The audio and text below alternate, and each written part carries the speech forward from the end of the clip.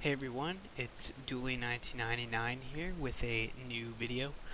This is going to be an in-depth archives review.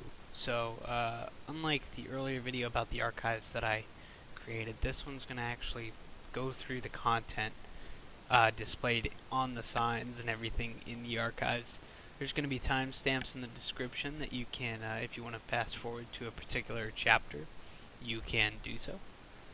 But yeah, rather than or should I say, if you don't want to read through these yourselves, this is a video of me reading it for you guys, and I will also probably add a bit of insight that's not written on these signs, just because I probably am a bit more descriptive than what can be fit on a sign. But again, there will be timestamps in this video, and feel free to fast forward to any chapter you want to go to. Also, a heads up, I ordered a new microphone because these videos are in demand a lot, and I know my microphone's not very good, so hopefully when it gets here I'll be able to make some better videos with some better sound quality. So without further ado, let's get started with the introduction.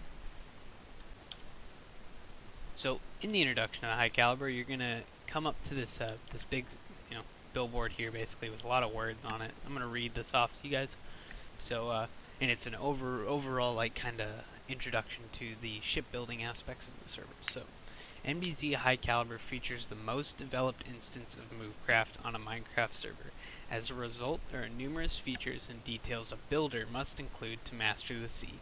Features such as buoyancy, weight, and class restrictions all come together to give players a simulative experience in a plugin-based Minecraft. So, again, this is coded by Maximus Payne. He's the original creator of the old Naval Battlezone plugin. You may have seen some of his videos from like back in 2012 or 2013. All of those videos of Naval Battlezone back then featured the plugin developed by Maximus Payne, who's also the developer for this current High Caliber plugin. So, yeah, we sort of have the the OG developer behind the scenes working on the server. This isn't another spin-off from Naval Battlezone. We like to think of ourselves as just an evolution of Naval Battlezone. So, the second line, ship classes. NBZ High Caliber features most real-life warship classes, everything from PT boats to submarine cruisers, and all things in between. As a result, players need to pick the type of ship they are going to build in order to take advantage of each class.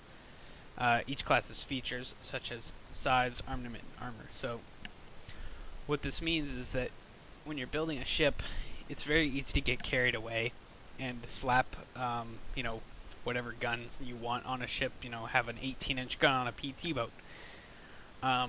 It's very easy to want to do something like that, but we weight is a thing. Cannons themselves have weight when they're built. Torpedoes have weight. Everything in this game has weight. Nothing is free of cost or weight in this plugin. So, unlike previous versions of NBZ, most of the plugin between 2013 and 2019 or 2020 on the NBZ Classic and original NBZ servers, cannons didn't have weight other than the blocks that they were made of. Well, I believe an 18-inch gun weighs about 1,000 tons in this version of the game. So, you don't want to get carried away with putting too much guns on your ship, because your ship might not float. So this ship, or going back to ship classes, is the server's made to try to be accurate to real life rather than making ships that don't really make sense, or this server strives for realism, and the ship classes are there to promote this desire. The ship class signs are a thing too. We'll cover those later in the video, but yeah, there are unique ship classes with unique properties, and we'll get to that in a bit. The next line is weight. I kind of talked about this a second ago. Everything has weight. Stronger armors weigh more. boilers weigh more than diesel engines usually. You know, you have every block has a weight, so the same thing with fuel. Fuel has a weight. Ammunition has a weight. Everything weighs something, so it's important when you're building a ship to be able to balance these sort of properties. It affects how well a ship can float, how fast the ship can accelerate. Excuse me, I need to breathe more often. It's all this talking's making me yawn. But it affects how quickly a ship accelerates, and yeah, where it floats in the water. So as well as heavier blocks cost more. So making a heavier ship probably costs more than a light ship. Scrolling down to the buoyancy portion, I mentioned this a little bit. Weight and buoyancy go hand to hand, but air is a necessary component with ships. If you just fill a ship with solid armor and solid just meat, it's not going to float because it's not displacing any air. It's like real life, you know. It's the reason why a rock doesn't float, you know, but a boat does, right? Because it's displacing water. And that sort of real life physics is modeled in game by the use of air. So and it's a big deal, especially when you're dealing with how heavy a ship can be on the server. You got to make sure that you build your ship to be buoyant. And really buoyant boats tend to do better against torpedoes, you know. If you get a bigger hole blown into you, if your ship's really buoyant, you can maybe stay afloat. If your ship's not very buoyant, a little hole can be pretty catastrophic. So let's take a look onto the second part of the introduction. These are those ship class signs I was telling you about. We got patrol crafts, we got gunboats, torpedo boats, corvettes, patrol frigates, destroyer escorts, destroyers, light cruisers, heavy cruisers, monitors, battle cruisers, battleships, escort carriers, aircraft carriers, coastal submarines, attack submarines, fleet submarines, submarine cruisers, and auxiliary vessels. That's a mouthful. But all of these different vehicles are working signs that you are working, classes. So on the top line of your main vehicle sign, you're going to want to write whatever class your ship is. If you're building a battleship, you want to write BB on the top of the main vehicle sign.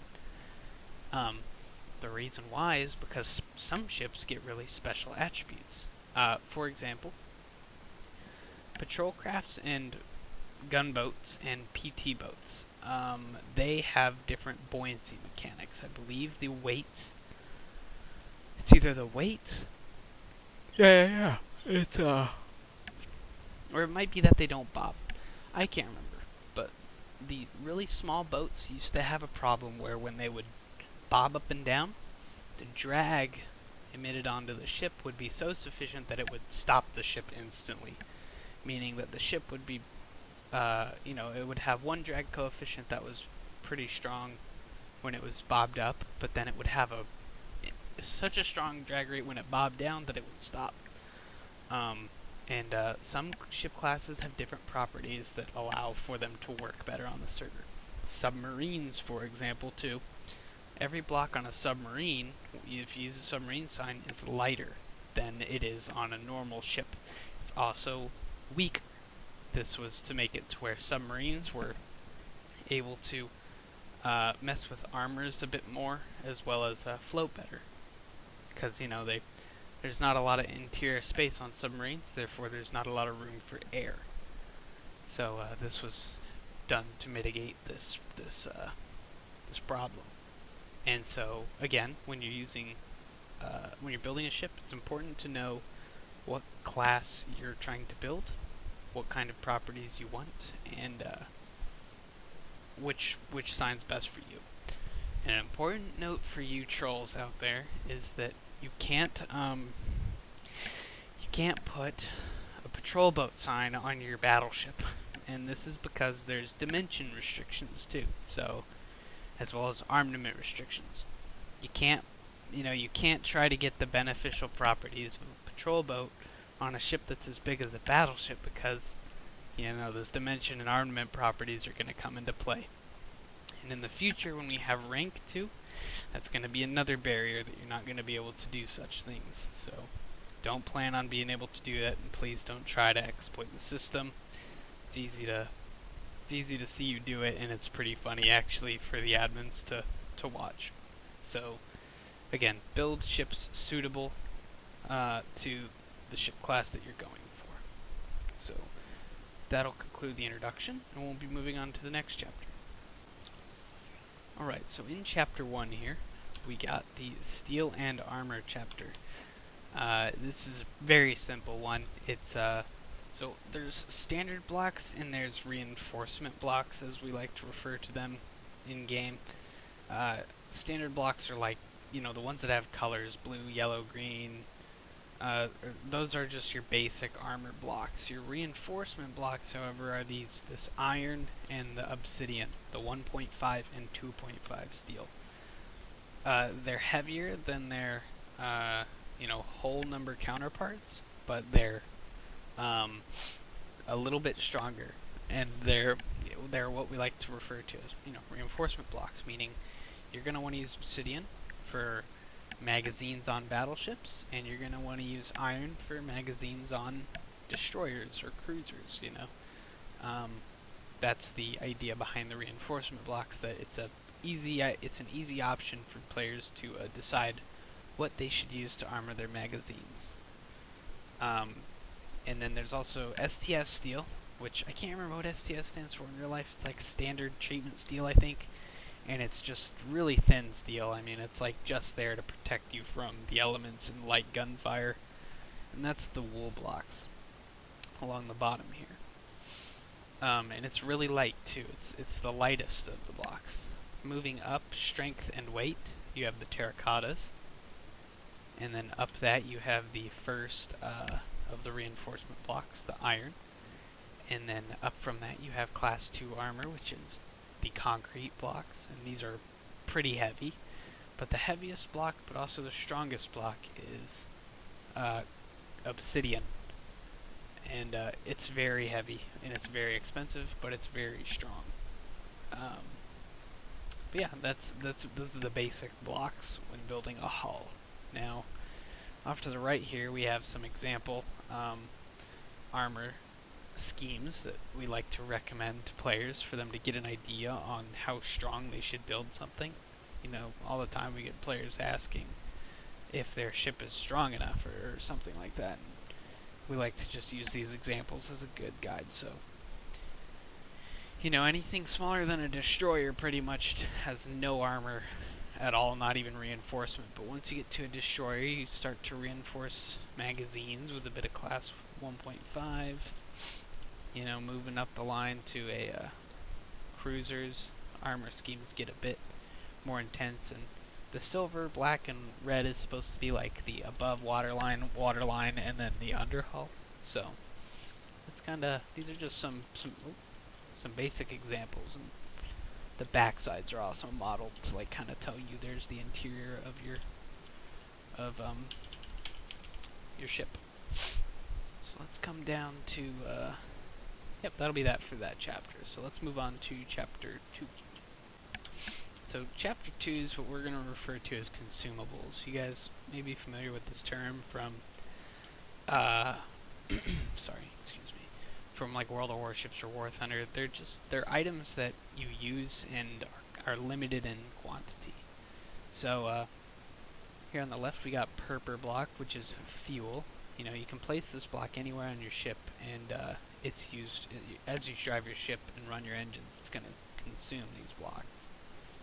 There's also a battery block. This is needed for subs, and these aren't consumable in the sense that they disappear, but if you are running a submarine and you have motors, they're going to need these blocks and a certain amount of them to operate.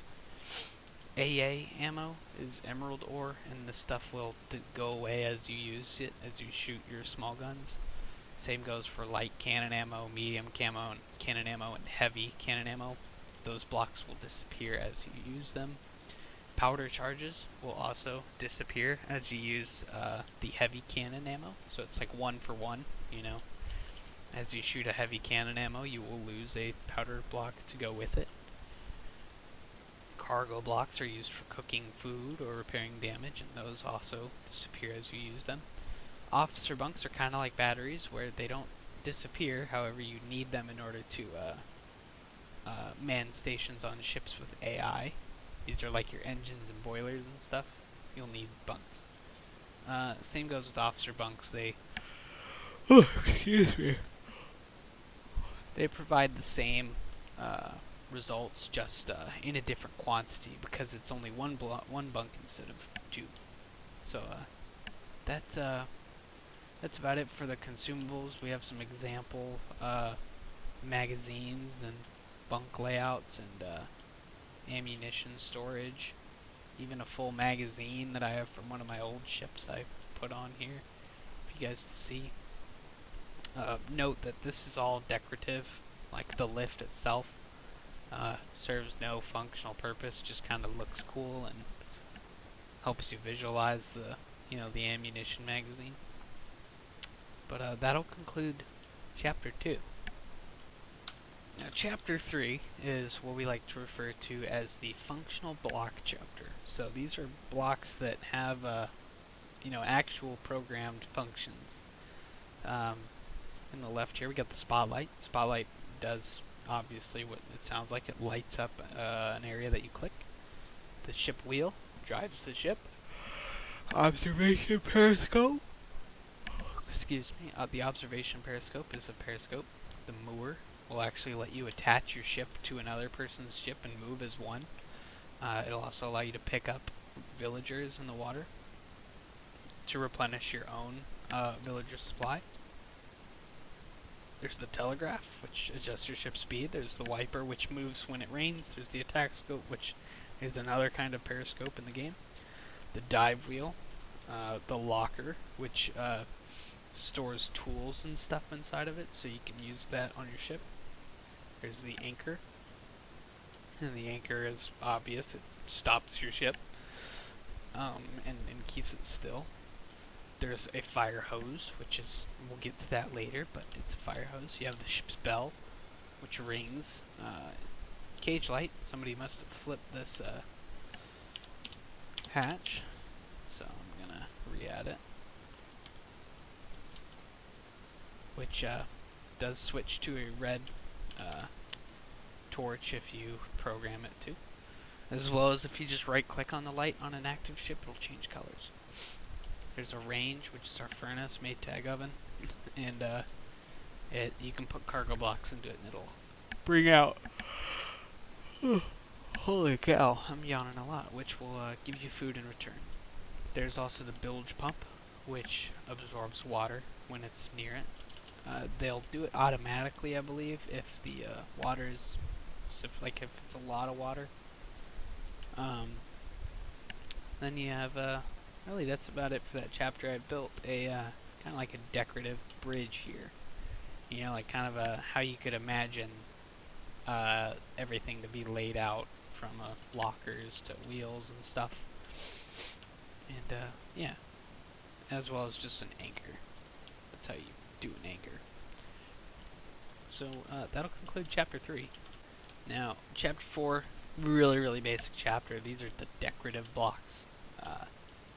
So this is pretty self-explanatory. These are blocks that are decorative. You know, they don't really serve much function at all.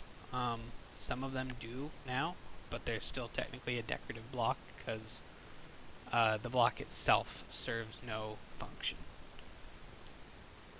There's some example setups for the decorative blocks. Chapter 5, Engines and Propulsion. This is going to be a fun one and also a pretty long one, so stick around though, and I will probably clear up a lot of confusion you guys may have about engines. So we're going to start with the blocks, and there's the engine block, which is lapis. There's the valve and the stone cutter, which are like moving valves that you see on like diesel U-boats and stuff. They're just another block you can use. There's the motor block, steam shaft blocks. Excuse me, I yawned again. Jeez. There's the signs. Signs serve a purpose for engines. There's the boiler fire, the boiler windows, and obsidian, and the intake vents, as well as the propellers. the different barrels, which can be used as drive shafts, as well as the bone block, which is like a really big drive shaft. So again, hopefully this part will clear up some confusion on how engines work. So right here we have a diesel, and the diesel engine itself is just this right here. These two lapis blocks and these two grindstones. These can be as big as you want. You could add grindstone blocks to this, and you can add lapis blocks. A bigger diesel engine will create more power, but will also take more fuel when being used. And hooked up to a diesel, you have to have the sign. So diesel on the top is the type of engine, and then 1 is just a number. It's your first engine on the ship, so it's number 1. You must have an intake on your hooked up to this diesel, and this must be exposed to air above the water line. So if you put this on like your sub as a snorkel, it's going to cut off as soon as the sub dives below the water. So know that the intake must be exposed to air above water line. Here you have the drive shaft portion of the engine. So you have the drive shaft and then the prop. This can be as long as you want. This can bend. It can do everything. It can even go up and down, but you have to have face-to-face connections. Diagonal connections don't work with engines. And when computing the power numbers, each lapis block, which means any engine block, so including these grindstones here, will add 70 kilowatts of power to the engine. In kilowatts and horsepower are kind of used interchangeably on the server. So yeah, we've just kind of blended the two together. If you hear, like, this is 70 horsepower. It's 70 kilowatts and it's 70 horsepower. It's used interchangeably, even though that's not really realistic. But we just have a standardized power unit. So moving to the boiler setup. The boiler has an encased obsidian barrel, basically, where it can have this fence gate too. This is fine. But there's also 1 magma block inside of there. Now what's important to note is that magma must be exposed to air above. If you choke this off in any way, the boiler's not going to work. So essentially this would go up to a smokestack, which would go out of the ship, right? Like, here's a flower class over here. There's a boiler right here. And if you follow an air path, the air goes up and all the way out from the smokestack. Same thing with this boiler. It's got its own path that runs up the stack and out the ship. Every magma block you have must have its own air path to go. So if you have like 4 magma on a ship, you have to have a smokestack that can accommodate 4 magma. So if like I were to have another magma block on this, it wouldn't work because it would choke it off. I mean, it would still work, but you'd be losing a lot of performance. It would be halved. The performance would be much weaker. The pressure would be really, it'd be strong pressure, but it would be, it'd be kind of a waste of magma to do such a thing. Now, now you have a boiler, which in real life, a boiler produces steam, which is then used to power a turbine. Now the steam is kind of collected in game. I say collected because, obviously it's not real, but there's got to be a steam shaft connecting a boiler to an engine, to your steam engine / turbine, if you will. And then it's going to run from there to a drive shaft to a propeller. This doesn't have to be a big propeller, it can be a little one too. And so the bigger the steam engine, the more power. So like this is what's actually making the power. I hear people all the time say like, oh, my ship's got 6 magma, it's fast, it's got 8 magma, it's fast, whatever. I mean, while magma does kind of correlate to engine size, it's really the steam engine size that's making a ship move fast. Like, if you have, if you have 10 magma and an engine that's only this big, so what, right? Like, that's not a very powerful ship. Now, if you have 10 magma with a 200 block engine, that's a that's a good engine, because you've followed what is also noted here as the 1 to 20 rule. And that's what we're going to refer to on the server as the 120 rule, or 1 to 20 rule. So that means for every magma you have, to get optimal performance and pressure, you want 20 blocks attached to it. This right here on this setup is only 12 blocks, so this is under that ratio. It'll still work, and it'll run pretty well, but it's going to be a little weak.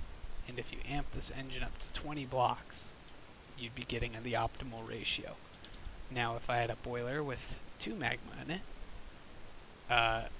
then you'd want a 40 block engine, right? Because that's 2 to 40, which is equal to 1 to 20, right? It's kind of a little bit of math, and that's as much math as the server gets.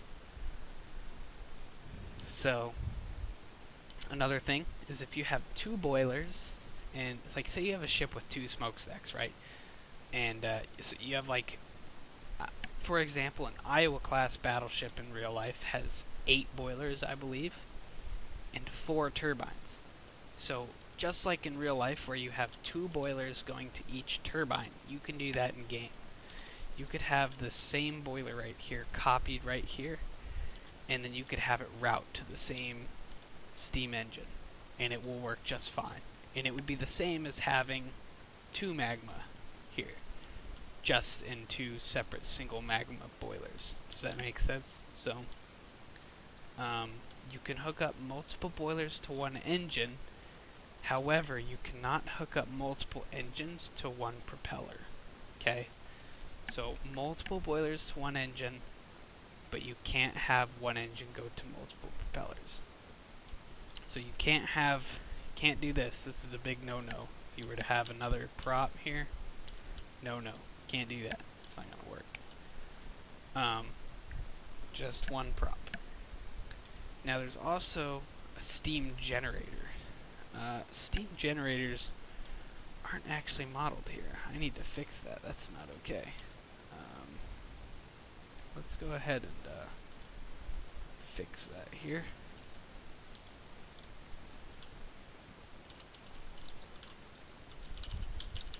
There we go. That's a steam generator. A steam generator is just a little doodad, basically, that attaches to a steam engine and works with the boiler setup. So you're going to want it to sort of run to the steam engine. I'm going to do this to make it easier, to make this make more sense, to be easier to follow. Right there, just like that. So, yeah, you have your steam generator and your boiler coming together to your steam engine. And now you can also have, I believe you can only have 1 steam generator going to each boiler. Could be wrong, but I always do 1 myself. Yeah, I'm pretty sure you can only have 1 steam generator going to a setup. So, note that too. So, if you guys need any help with boilers, there's usually a few players on, and I know most of these people know how to make boilers, so ask for help. They can be a little confusing, and they're probably the hardest part on the server, but after a little bit of building, you can kind of have it down pat. Okay, moving on from those, we're going to move to the diesel electrics. Diesel electrics are identical to a regular diesel setup, except that they have a motor somewhere along the drive shaft. So basically what it'll do is diesel will charge the motors with gasoline when the diesel is running. When the diesel's not running, batteries are used to run the motor. That's how a sub works, So, and also, some cool performance thing to note is that when a diesel is running, the output of the motor is enhanced. Okay, so if you have just the motor running, it's not going to make much power, but if you have the diesel running with the motor, the power of the motor is enhanced. So that's a diesel electric. This is what you want to look out for a submarine. So take note on that. So that's a pretty. The next chapter is chapter 6, cannons.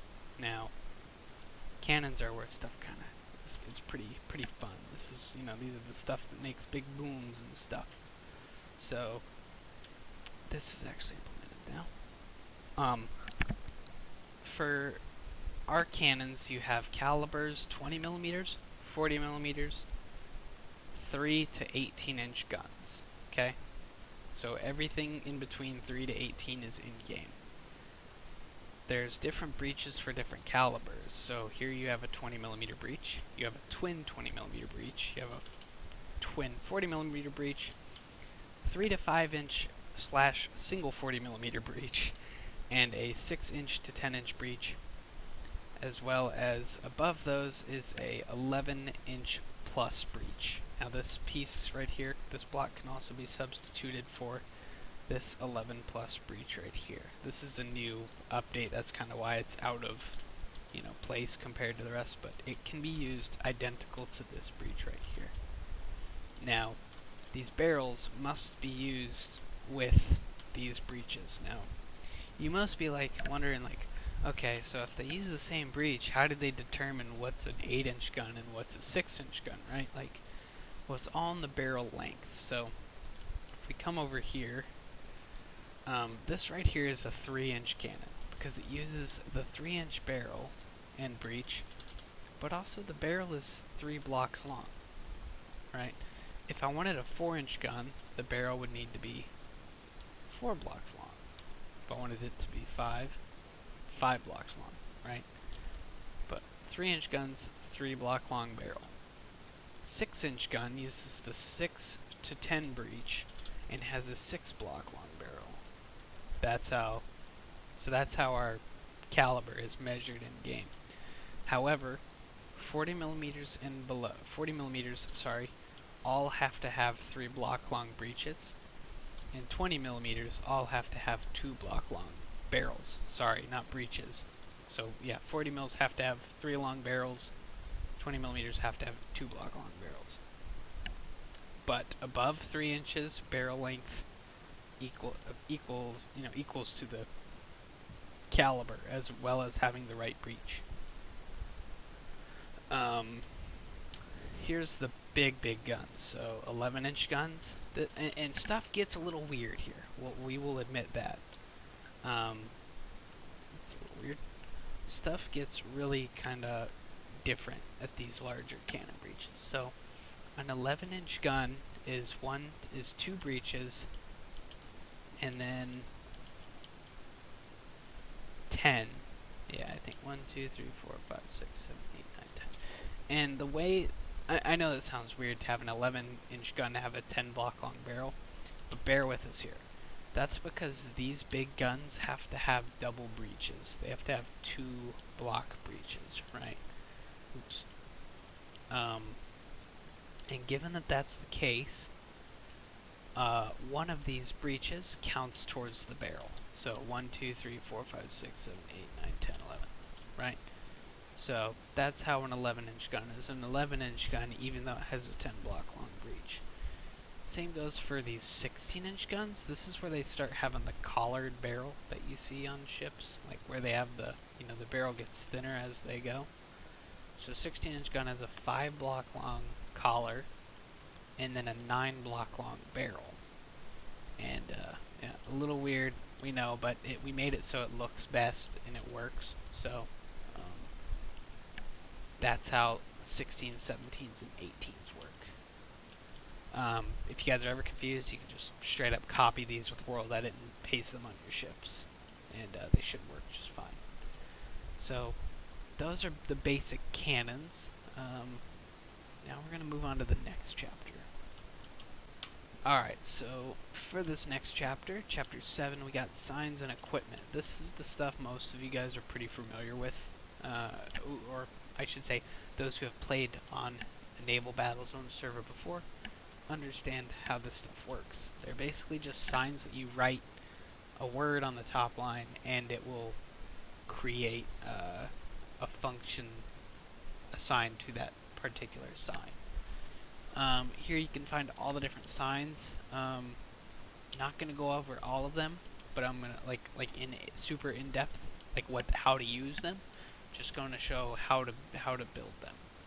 So the main vehicle sign is up here. It's the most important kind. This is how you start a vehicle as well as select it, which we like to call the craft inspection. So on the top line you write the ship type. So like if it's a Corvette you write K. If it's a battleship you type BB. If it's a carrier you type CV, right, on that top line. The second, third, and fourth lines, the designation number, the prefix, and the name, you can leave blank if you want to. You don't have to actually put stuff on the second, third, and fourth line. They're just there for you if you want to write on them, like a designation number, a prefix, and a name. And it's coded so that if you do write stuff on those lines, on that little HUD thing that shows up on your right, on your screen, that will show up in a logical order. Like it'll say like USS Missouri BB-63. You know, it'll write it out for you on your in-game display when you're sailing your ship. But if you don't want it to be very in-depth, you just leave those lines blank and make sure you have the ship class on the top line. Helm sign displays a gauge cluster when the ship's active. A fuel sign will display your fuel percentage when it's active. Battery sign does the same thing, just with battery. A V-crew sign is used to replenish lost villagers and crew members. Also is responsible for your AI crew, basically. If you don't have that, I don't believe you can have an AI crew. A radar displays ranges, and it's a radar. A detector, a sonar, a nav. Ballast tanks are for subs. These are for like flooding your tanks and stuff to make you less or more buoyant. A nav sign displays a map that will show your position in relation to this like map of a world. You have the radio, which will let you change the the frequencies to chat to other ships. Windlass, which is responsible for raising an anchor after you've lowered it. A gun director will allow you to shoot a multitude of guns from one spot. So like you could shoot your whole gun's main battery from this one sign. So like you could control all of your secondaries from this one sign if you wanted to as well. Same thing goes with an AA director. Fire control allows you to teleport to your AA directors and gun directors from a particular spot. These are your engine signs here. So like there's a boiler, a steam engine, steam gen, diesel motor, diesel generator. These are just the signs in the format for doing a sign on one of those kinds of engines. Now this is how you make a turret right here. You gotta, not only do you have to have this stuff, right, like your 3-inch or 3 block long barrel, 3-inch breech for a 3-inch gun, but if you wanted to make this a turret, right, with like the surrounding turret part, and you want it to be able to be controlled from a gun director, you have to use a cannon sign. What that looks like is, let's go over here. It looks like this. Cannon 4. This bottom line, it just shows up here when you run a craft inspection, but that just counted up the total number of blocks that the turret has on it. 18. So you don't even need to worry about that bottom line. But the top 2 lines are cannon on the top line, and then second line is the caliber. 4-inch gun, 3 to 5-inch breech, cannon 4. That's a rotating and working turret. If we come back here, there's the K-gun, which is the identifying sign for a K-gun launcher. Dive station will display dive-like information. Depth under, it counts the blocks below your keel to the sea floor. TDC will allow for you to guide your torps with the periscope. hydrophone will allow for a hydroacoustic detection of targets.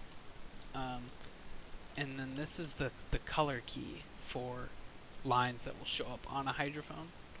So a blue line is vessels, a white line is depth charges, a yellow line is torpedoes, and a red line is sonar pings. Fire pump. This is a sign used for pressurizing and hoses and fire sprinklers. I'll show you how to make a fire pump later. But on the right here, we have a basic like built setup. So like you have the destroyer DD, DD0 NBZ. You know, this is like just a basic helm with some signs. You may wonder why the sign is like looking like this, right? It's not on a wall. It's because when the ship's active, it'll be on the top of this block. It'll flatten out to it, which is kind of cool. So yeah, you can put stuff flat on surfaces. So that'll conclude that chapter. We're going to move on to the next one. Chapter 8, Programmable Signs. These are a bit, they're not necessary, but they're fun, for being honest. So you have the gadgets, and then you have the functions. And you have to create a sign that has both a gadget and a function written on it for it to work. So here's the different gadgets, right? You got all the buttons and different buttons. So those are what you'd write on the top line of a sign. Now on the second line of a sign, you'd come over to your functions here. So here's an example. Say I wanted this big red button to be my like battle alarm. Okay? On a sign, on the top line you would write button D, and then on the second line you would write alarm bat. So you'd button D on the top line, alarm bat on the second one, and then when you activate the ship, it will put this button in place of the sign, and when you click the button, it will make the battle alarm. There's some examples on how to build these signs. So right here, button B, alarm bat, that's going to create that orange lever right there where the sign is, and it's going to control battle alarm. Now what we did is we created the same setup right here. This is like pretending to be an inactive ship, and then on an active ship this is what the buttons would end up looking like. So inactive, active, right? Same goes for here too. See that light fuse button? That's going to control your lights. Inactive, active, right? So that's the programmable buttons. They're kind of mostly just fun, but they're really cool actually. Like some of the sounds are really neat. Like there's a fire alarm, which is fun to ring. There's a horn that you can honk, right? Cool stuff. So that's the Programmable Signs chapter. Up next we have turrets. On the left here are the basic blocks that we recommend using for turrets. This block is a necessity for turrets, as well as the sign right here. We'll go over some example turrets here in a second, but required turret properties. This is a big one. Memorize this. If there's any takeaway from this chapter, this is it. Turrets must be square in length and width. They must be. If they're not, the turret will not rotate right, stuff will break, it'll be bad news. So turrets must be square in length and width. The gun breech must be ahead of the cannon sign. So the gun breech must be farther to the face of the turret than the cannon sign is. Next, the gun breech must have room to recoil. When you shoot the guns, the breech kicks back a block, and if it's blocked by anything, the gun won't fire. The cannon sign must be directly above chiseled deck, this block right here. So, yeah. And then on top of that, you must have a turret sign. This is that cannon sign I was covering earlier. So, like an example for a 16-inch gun would be a Cannon 16, right? And this is that sign that must be placed, must be directly above chiseled deck, and it must be behind the gun breech. So let's show an example. Here's a 3-inch gun, right? It's got the 3-block long barrel, 3 to 5-inch breech, and it's got a clear space to recoil. Now on top of that, the cannon has a 3 on it because this is a 3-inch gun turret, and the cannon sign is behind the breech, and it is above a chiseled deck block. Now, something to note is you're probably like, well, okay, it's above chiseled quartz here. Why is there chiseled quartz here? Why is there chiseled quartz here? You know, and why is there chiseled quartz here? That's because as the turret rotates, the sign must always be above chiseled quartz. If this were to rotate to the right, and this block wasn't chiseled quartz deck, say it was like this STS steel block right here, the turret wouldn't be able to rotate back. So, a little finicky, but it's a pretty simple fix. It's a bit trickier with small turrets like this, you know, but not really hard to. Once you know the problem, it's pretty simple. Another thing with this turret is it is a square in dimensions. It's a 3x3, so it checks out for all of the properties. Here's another turret. This is the like a 5-inch gun that you'd see on like an American battleship, right? It's got the chiseled deck floor, the cannon sign. It's a 5-inch gun, so it says cannon 5, 5-inch breech with 5-block long barrel. It's got 2 of them, which is fine. Doesn't make any difference. And the barrels, or sorry, not the barrels. The turret is 5x5 in dimension, so everything checks out for that turret. Now, let's say you have a turret that you want to make it look historical. It's not square in real life, but you want to like make it work. I should update this, but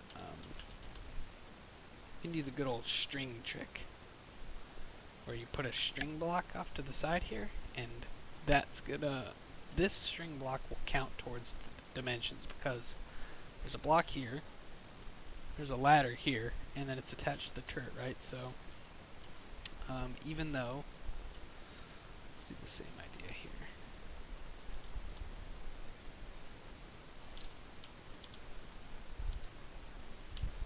So even though you know, yeah, this turret isn't square by the looks of it, right? You'd be looking at this and being like, oh, it's 7 by like 9, I think. 1, 2, 3, 4, 5, 6, 8. 7 by 8. How would that work? Well, you kind of trick the system by putting a ladder here and a string here to turning it into a, what's this, 11 by 11 turret, which is square. So you can use the string trick to make it 11 by 11, or make stuff square even when it's not. Now this turret's also got the cannon sign. He all caps it, no big deal, doesn't make a difference. Caliber 6, it's above chiseled quartz deck. Everything checks out. So yeah, that's kind of going to conclude the turrets unit. Also, make sure that when you're making a turret too, you don't attach it to the structure next to it. Like if you have a side gun, you want to make sure that it's not attaching to your bridge or your superstructure or whatever. Otherwise, that'll throw off everything. It won't be. It'll think it's, you know, it'll think that the whole thing's a turret rather than just the turret you're trying to make. So that'll conclude that chapter. We're gonna move on to the next one. All right, chapter 10: depth charges and K-guns. Now, a K-gun is just a sign, right? You have that K-gun sign I showed you back with the programmable signs. Here's an example of it. K-gun on the sign. The direction of the sign matters. If it's on the back here, like, we'd be facing off the side of the ship right now. So the sign being on this side is going to shoot the depth charge on top of the K-gun the other way, away from us, okay? So this K-gun's going to shoot, like, out that way, right? Because the sign is on this side, so that's how the K-gun works. Here's like a depth charge rack. Depth charge racks are really easy, and they're mostly just decorative. If you really wanted to, you can just have depth charges on your deck that you just kind of push off the side, and that's that's how a depth charge works. You can just push it off the side of the ship and it will go. But a K-gun will throw it, right? So that's the basics to depth charges. They're pretty simple. Here's an example of a K-gun sign over here too. So that's going to conclude the depth charge and K-gun chapter. Torpedoes. This is probably one of my favorite units to talk about because it is one of the coolest things in game, in my opinion. You have the basic blocks needed for a torpedo and torpedo tube system here. This is not implemented yet. This gold block right here. This is not implemented. I should probably put a sign here saying not implemented, but it's an idea. Yeah, not implemented. Cool. But let's get over to the examples, because it's easier to talk about torpedoes when you look at the examples. So here you got 4 different torpedoes, and notice how they all have different colors to them. Well, they all do different stuff, or they all behave a bit different from, excuse me, they all behave differently from one another. So this white one is kind of referred to as a standard torpedo.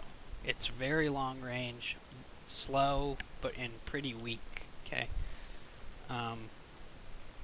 Now, how do I know this? Well, the more red that is on a torpedo, the more damage the torpedo is going to do. Each white block added to a torpedo will increase the range.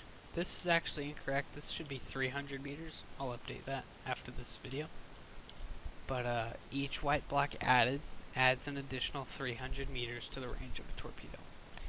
And each block adds more speed to the torpedo. This 50% may be off, but each torpedo, I believe a fully upgraded torpedo, I think if you have all blacks, I'm pretty sure we'll go like some ridiculous, like 70 or 80 knots or something like that. But they'll have really short range and they'll be really weak, but they'll be really fast. And to kind of show how this looks in practice, this one right here has an additional red block, so it's a slightly bit more powerful.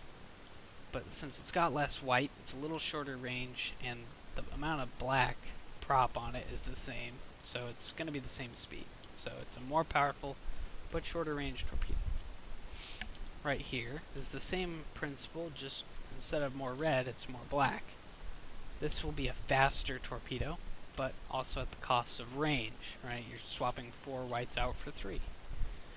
And then here's a radical example where you have a torpedo with all black and red, so it's going to be very powerful and it's going to be really fast, but it's going to have only 300 meters of range, right? Because there's no white on it. So it's really short range, but it's really fast and really powerful. So torpedoes can also be any length from, I believe, a 4 block long torpedo, so like only 2 body blocks basically. This is 6 right here. 6 is the maximum size of a torpedo. They can be 6 to 4. Any smaller and they just won't work. They won't register, and any larger and that's not coded, that also won't work. For a torpedo tube setup, it's really easy. You just got to encase your torpedo in a tube, obviously, that can accommodate it, and put this door right here. That's your inner door, and then your outer door is this clay block, gold ore block, with a sign on the end, tube, and then a number of the tube. And now these are those programmable buttons that are coming around at you. Button D is going to make that big red button, and it's associated with the function tube fire, right? Because it's going to fire the tube. And then the number 1 is that's associating what tube is going to be fired with this setup. So yeah, same idea up here, same idea up here. These are some no-nos though. I'll get to those here in a minute. Here's just an example of a really tiny torpedo inside of a tube.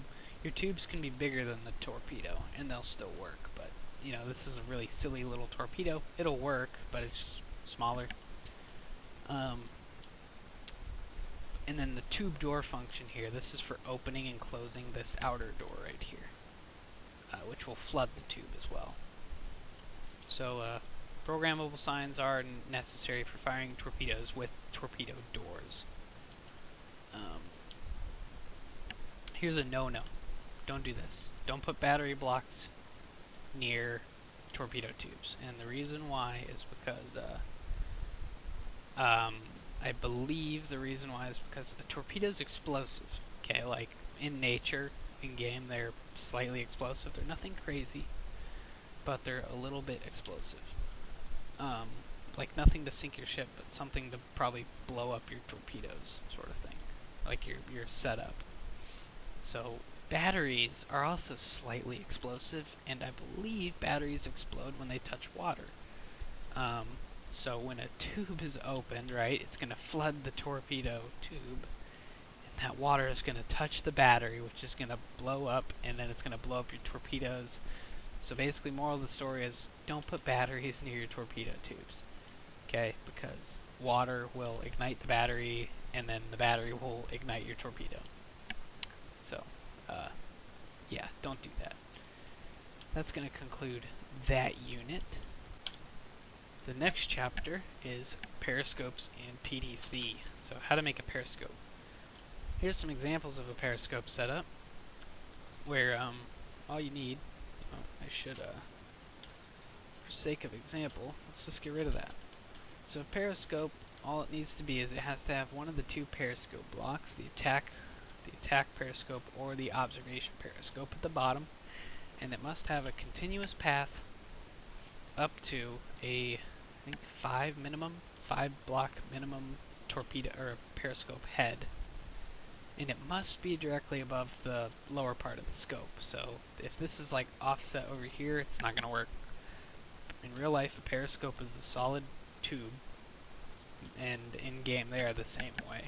There must be a solid path running to the top of the torpedo tube. Now, there's easy ways to kind of trick the system. Let's say you have a periscope below a conning tower, and let's just like, let's say your conning tower is like really thin. It's like this big, and you need a way to walk through here. Like, and if you were to have a solid path, you'd be blocking off that way to walk. Well, you can trick it by, let's grab buttons. Let's do buttons. There you go. That's tricking the periscope system into thinking that there is a solid path there, and that is totally fine. So, but if this block breaks, that's going to act the same as if, you know, this block was broken, right? It's a discontinue in the periscope, so it's going to break upon damage. So that's how periscopes work, and also when you flip these, it's going to retract this upper part. And then when you open it, it's going to go back up. Right, so different scopes do different things too. The attack scope is just another scope that you can program to a TDC, and the periscope can also be used by the TDC. But they both function and build the same. Alright, so for this next unit, damage control, this is a pretty new one. I mentioned a locker earlier, this locker right here. This is a decorative locker, right? But it does have a function. In here, you can pull out a fire bucket, and this fire bucket works kind of like a. You ever played Sea of Thieves, where like you grab water? You can source water from these pumps right here, from a bilge pump, and then you can use the water bucket to put out a fire on your ship. Obviously, it's not a very good way to put out a fire, but if you really had to, you could. And this is good for like smaller ships. Bigger ships, though, need hoses, right? They gotta have these big fire hoses. Well, these fire hoses, they work like a lead. You right-click the hose, and you get a hose, and you can click around and splash water around. Well, to get the water from the hose, however, you have to build somewhere on your ship a fire pump. The fire pump must be below water line on your ship. It has to be underwater. And a maximum of 10 lapis lazuli blocks per pump. So you can't just have like a monstrous pump that's just like stupid big. It has to be a maximum of 10. And every click with the fire hose, you know, for putting out the fire, is going to drain some pressure from the fire pump. Okay, and when you're all out of pressure, you gotta wait a certain time before you can use the fire pump again.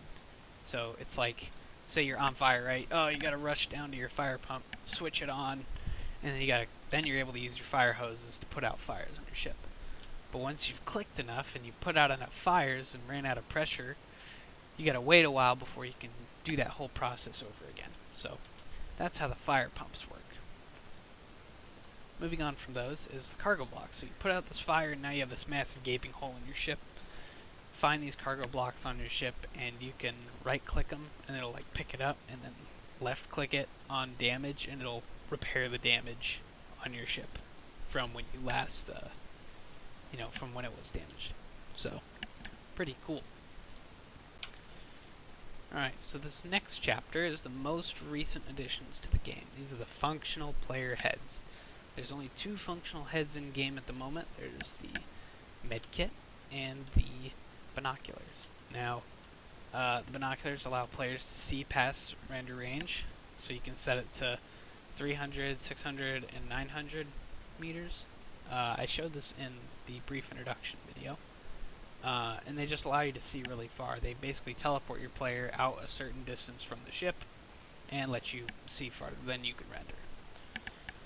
Medkit will heal you a quarter of your health every time you use it, and there's a 3-minute cooldown. So, you can place these on your ship, and you can place these on your ship and use them when you're out at sea. To grab these heads, like to get them, because there's nowhere in your inventory to pick these things from. You want to come here and you want to hold left control on your keyboard and middle mouse click, and it will grab it. If you just middle mouse click, it's just going to give you a Steve head, so you gotta left control, middle mouse click, and then you just place these wherever on a ship, wherever you want. So, another thing at the archives, this is completely built. This is a ship I built a while back. It's a flower class, and it was the same ship used in the brief introduction video. It's been cut in half for you to look at, and to see how to build your ships and stuff. You can see there's ammo storage, there's fire hose, there's a steam generator, there's boilers, there's the engine, the props. You can see so much stuff. So as well as this PT boat, we kind of passed this earlier, and just goes to show how complex some ships are. And these aren't even big ships. So with big ships, they take a lot of, you got to put in some time and some effort into making a nice ship. So that's going to conclude this video, and hopefully it's going to help you guys be able to build nicer ships. And I hope you guys enjoyed watching this, and I hope it clears up some confusion, and I'll see you guys in future uploads. So again, please subscribe and like this video and share it with people too if your friends are confused. So yeah, we'll see you guys in future uploads, and see you later.